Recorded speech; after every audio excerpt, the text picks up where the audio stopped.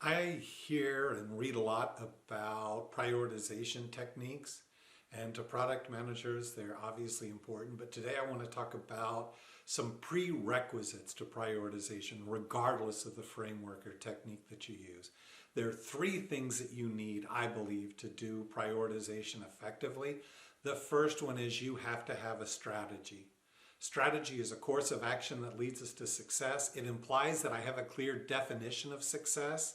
And this definition of success will almost always be a key criterion in doing prioritization. We want to pick the things that are going to help us execute our strategy and become successful. So without that, prioritization is pretty meaningless. It tends to be very reactive and operational and not particularly valuable. So make sure that you have a clear strategy and definition of success. The next thing I would strongly recommend is that you create buckets. Trying to compare some technical debt to this really cool new user feature doesn't make a lot of sense. So I would create some buckets like new features, evolving features, technical debt, discovery for future releases, whatever it is, and then define some top-down guidance and say, based on where we are in the life cycle, what's going on, probably 30% of our capacity should go to tech debt. And then you look in the backlog, you put tech debt together, and you prioritize within that bucket.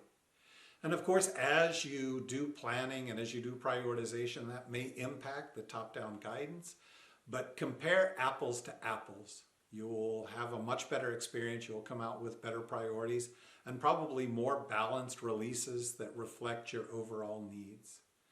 The third thing that you need before you start prioritization is some type of estimate.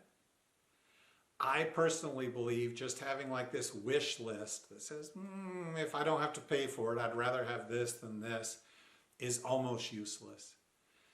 The level of effort required, which basically translate to cost, will always be an important criterion in determining priorities.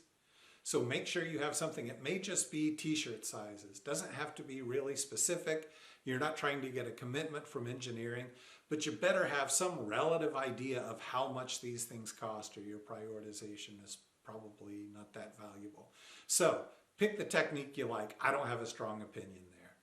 But before you start prioritizing, make sure you have a clear strategy and definition of success.